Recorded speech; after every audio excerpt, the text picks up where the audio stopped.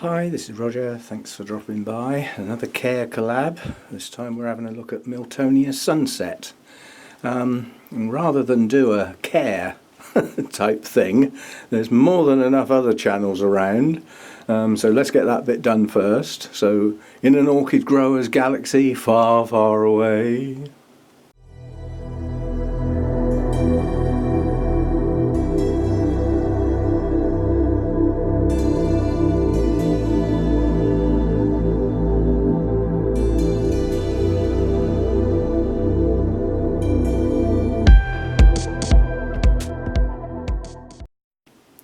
I think that's the biggest list I've ever had to do. Do you know that takes longer than making the video, getting all those flipping links together? Never mind. I'll let you into a secret. I steal them off somebody else's video. That's why I'm never first. Now everybody else will be doing it and nobody else will want to go first. Anyway, rather than an actual how to look after a Miltonia sunset, which is basically how to look after any Miltonia or Oncidium type, I thought I'd do the story behind this plant. Now, this plant goes back to the Malvern show in 2016. Oh, hang on, that's my phone. Well, that worked well, didn't it? That was my sister. Those are always very long phone calls because they're all to do with mum's stuff and stuff like that. And I left the camera on, didn't I? So that's half my battery gone. Duh. So be it. Anyway, the continuing saga of my Miltonia sunset. We got in Malvern, quite a substantial plant, several blooms on, from a UK seller. So not from the continent. A name I knew, but not one I'd ever bought anything from. And very happy. Nice plant. I say good substantial plant. We got towards the end of 2018, and we'd outgrown the pot, and we got media that's starting to go. So we need to repot. So. Quite a few older bulbs, leafless bulbs on the back of the plant, taking up quite a bit of space in the pot, and all the new growth sort of round one side, which is often the way they grow. So out of the pot, started teasing away, cut the one of the old bulbs off, and we have a bright, vivid purple ring round the rhizome. It was badly infected with Fusarium. So problem number one. However, because it had remained undisturbed, and hadn't been given any form of stress, it had managed to continue growing with it, and some plants do. And then when you put them under stress like a repot, it takes hold and stops them growing that well anymore. They start going downhill. So anyway, all the older parts of the plant were cut off and ended up with 3 pieces, or I think 2 of them had new growths on. Anyway, long story short, they got potted up and treated for Fusarium with the systemic fungicide.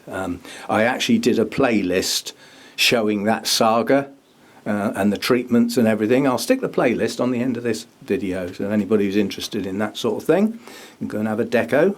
And that shows the repotting and the different stages. Anyway, we got to the point where those growths had started to fill that pot up again. And so time to repot again and check out how we're doing with the progress growing away from the infected parts of the plant. And it turned out we weren't doing that well.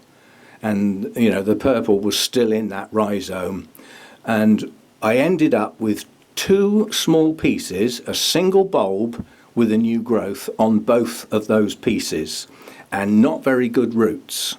So treated again, yeah, and this time they were just strapped in a pot full of moss, a little tiny pot with a pot full of moss and no roots, basically. So that's what I ended up with.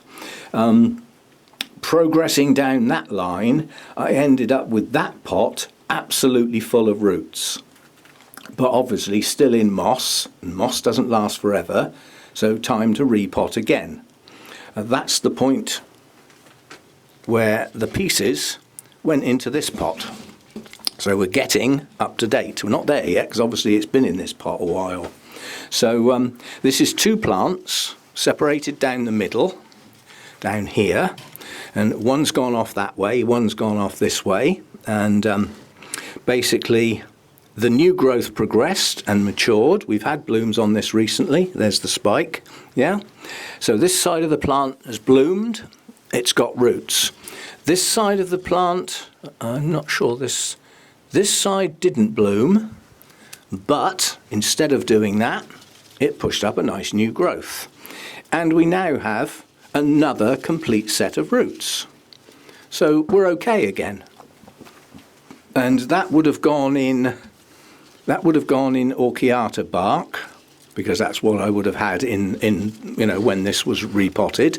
And my Orchiata bark has become old in the bag prior to being used. Now, lots of people will tell you, oh, well, if it's dry, it doesn't go off, it'll, but what does happen is it degrades. So that when you do use it and you start getting it wet, it doesn't last long.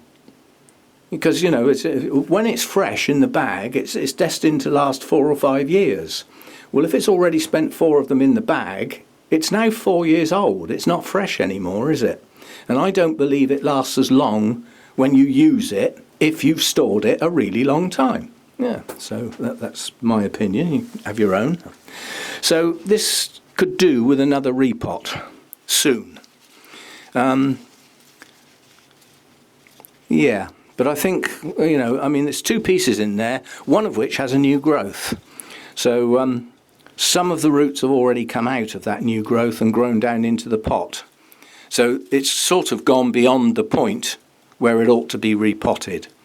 So what I may do is just leave it now and let these 2 new, because this one will push out a new growth soon, let those 2 new growths grow on and wait for the next 2, and then we'll give it a complete repot and it'll be 2 separate plants by then.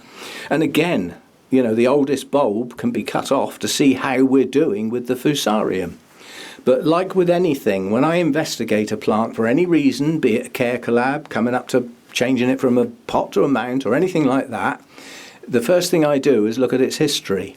And if it has ever been suspected of having fusarium, it will get treated there and then. And at the moment, I'm going through my notes looking for those while I'm at it, if you see what I mean, because a couple of instances recently have made me think about that again. So, yeah. As I said, I do have a ready-made, systemic fungicide. So it's a 20-second job to treat a plant. It really isn't a big deal. So this one will get done now. Now that I've finished. So there we go. Miltonia Sunset is an easygoing plant. You can see how much this has been messed about, and it's still okay. It's still growing on. Produces roots quite readily, quite freely. It's not a stubborn object that just refuses to root like some of the blinking ones do.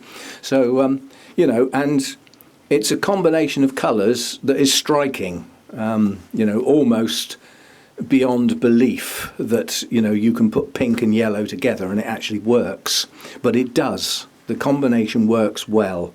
I'm not quite sure where that pure amount of yellow actually came from in its makeup, and I haven't looked it up. But the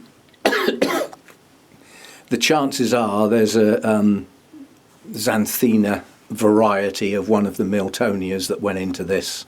It is classed as a pure Miltonia, so it is made up going back to 2 eventual sort of species, or maybe 3 if a primary cross was used. But yeah, so somewhere in there was probably a good yellow version that brought the yellow in.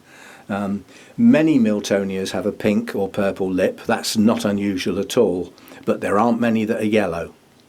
Not that clear yellow like that. So that was a well-chosen set to actually produce this. It's a very popular orchid. Many people have got it. And it's one of the ones that's been mass-produced. You'll find that in garden centres, do-it-yourself places, supermarkets. It pops up all over the place, this one. Very, very popular. And pretty easy going as far as I'm concerned. So there we go, more of a story, but standard Miltonia care with this one. It does tend to be a little pale on the leaf colour, which implies it doesn't like the light too high. Now mine is actually quite shaded at the moment, but it hasn't long been put in that position. It got put there after it finished blooming. I think it bloomed in August, so it hasn't been there long. So if the leaves are going to get a little bit darker, they probably wouldn't have got round to doing that yet. So it takes a while for the general purpose chlorophyll to actually work its magic when the leaves go pale. And sometimes they never come back bright green again or dark green or whatever. It takes new leaves to do that. So, but yeah, it does tend to be a little on the pale side. But the new leaves are a nice green. They're okay. So that's my one, and I'm sure that will be different to everybody else's because of the story. But that's how it got to where it is now. And it's a nice plant. It grows okay and it blooms regular. So works well. See you next time.